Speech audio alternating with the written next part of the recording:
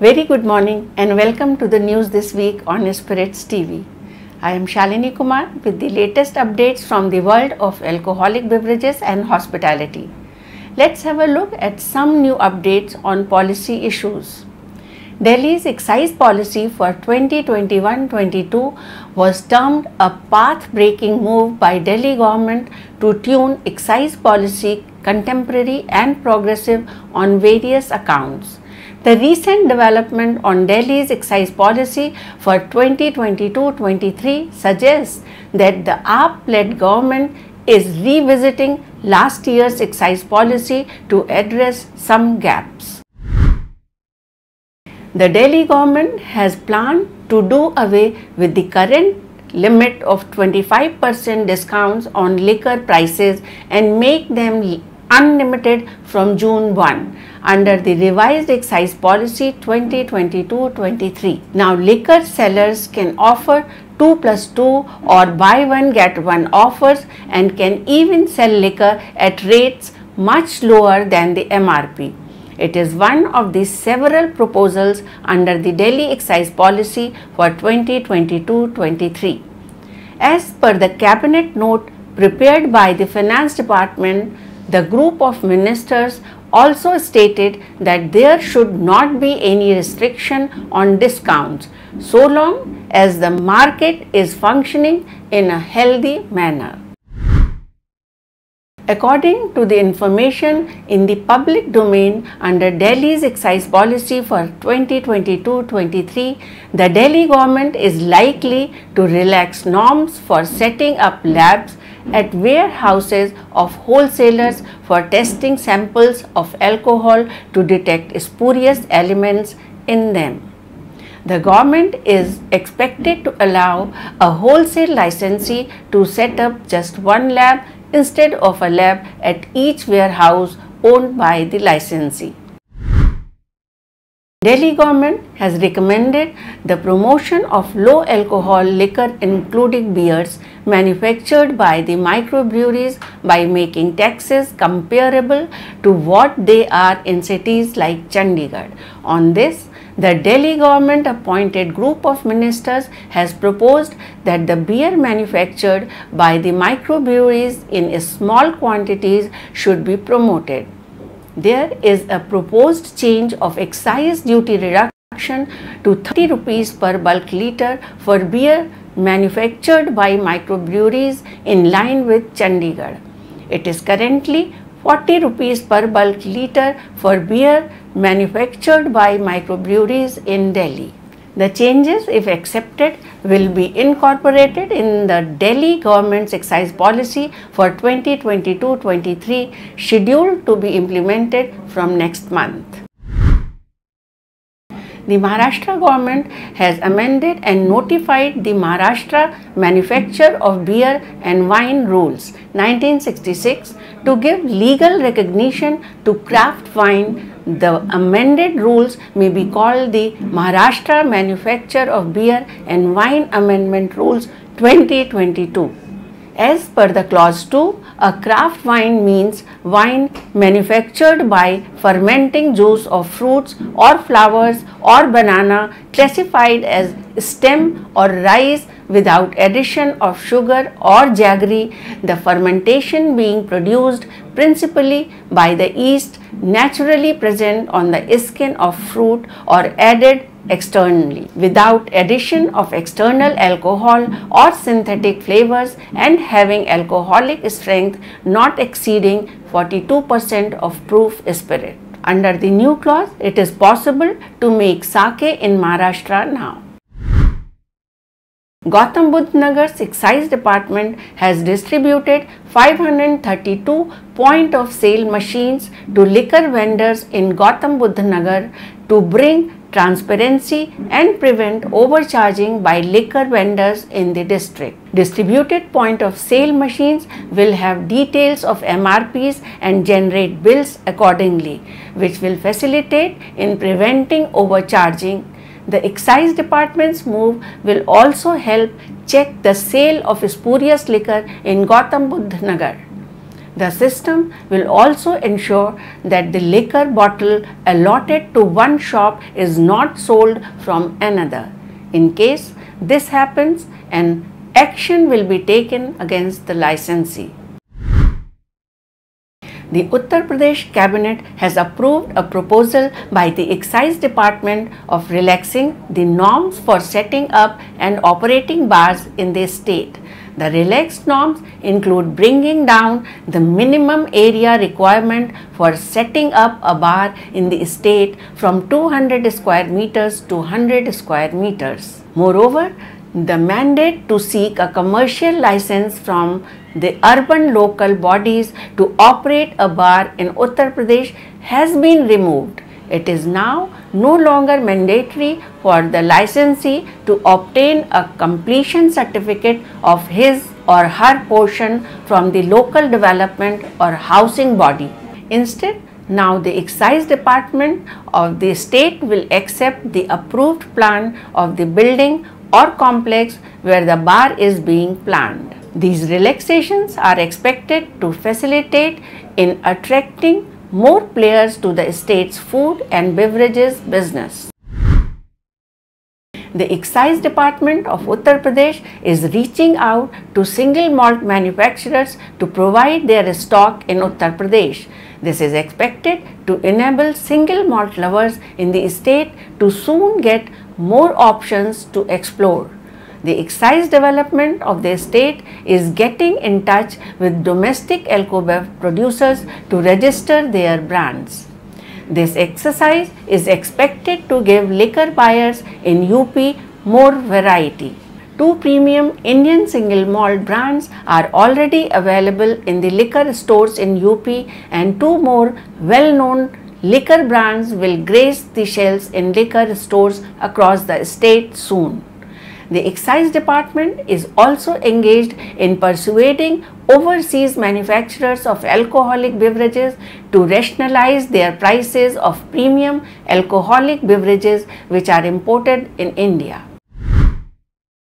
The district administration of the Nilgiri district of Tamil Nadu has urged the residents and tourists in the district to return empty liquor bottles to local Tamil Nadu State Marketing Corporation outlets or to waste collection kiosks so as to prevent these empty bottles from being discarded near forests and in streams in the district, which is causing a threat to wildlife in the area. Following the order of the High Court, a buyback scheme for liquor bottles for the Nilgiri district has been introduced. Under the buyback scheme, liquor shops in the Nilgiri district have been directed to charge an additional 10 rupees per liquor bottle from buyers and refund the amount on return of the bottle. Carlsberg Group CEO Cees Hart met the Indian Prime Minister Narendra Modi during his recent visit to Denmark. Along with the Prime Minister of Denmark, Mette Frederiksen and the Crown Prince of Denmark, PM Modi participated at an India-Denmark business forum at the Confederation of Danish Industry. Third round of talks on the UK and India free trade agreement concluded recently. The fourth round of negotiations is due to be hosted by the UK next month. It is hoped that a deal will be reached by the end of 2022. In January this year, India and UK began discussions for a free trade agreement. The trade negotiation between the two nations could lead to the lifting of 150% tariff on Scotch whisky in India, a key market for the category. The Federation of Hotel and Restaurant Associations of India has urged the Securities and Exchange Board of India to call off online hospitality major OYO's initial public offering, citing the massive losses suffered by the hotel rooms aggregator in recent years. The hotel industry body cautioned that OYO's initial public offering will allegedly wipe out public wealth while enriching its founders and key management. As per reports, Oyo incurred losses of 3,943.84 crore rupees in financial year 2021, translating to a loss of over 76,077 every minute. According to the Top Hotel Industry Association, since its inception in 2013, Oyo has been running in losses and its total turnover fell a drastic 69% from 13,413 crore rupees in 2020 to 4,157 crore rupees in 2021. A memorandum of understanding was signed between the International Institute of Hotel Management Kolkata and Marriott Hotels India. It is a key step towards bridging the gap between academia and industry. Suborno Bose, founder chairman of the International Institute of Hotel Management Kolkata, said that the signed deal will realistically bring the academia and industry work together to garner talent. Beam Suntory India has appointed Ruchika Gupta as marketing director in India. This strategic appointment to its leadership team is in line with its vision of reaching $1 billion in revenue by 2030. Ruchika joined Beam Suntory India in 2019 as part of the brand team and was elevated to head of marketing in the interim last year. Ruchika brings over 15 years of rich marketing and digital experience of working with some of the finest organizations. In her present role, she will be responsible for building a new scale for Beam Suntory's premium brand portfolio, lead the rapid expansion of Oak Smith, and unlock new business opportunities in digital first equity building to increase the market share of key brands. Here are the updates on new launches. Brown-Forman owned Jack Daniel's has unveiled the new Jack Daniel's Bonded Tennessee Whiskey and Jack Daniel's Triple Mash Blended Straight Whiskey as its first super premium line extensions in 25 years. The Bottled in Bond Act of 1897 states that a bonded whiskey must be distilled by a single distiller during a single season, matured in a bonded warehouse for at least 4 years, and bottled at 100 proof with 50% ABV. Jack Daniel's Bonded Tennessee Whiskey comprises 80% corn, 12% malted barley and 8% rye. Triple Mash is a blended of 3 straight bottled in bond whiskies, 60% Jack Daniel's Tennessee Rye, 20% of the flagship whiskey and 20% of the brand's American malt expression.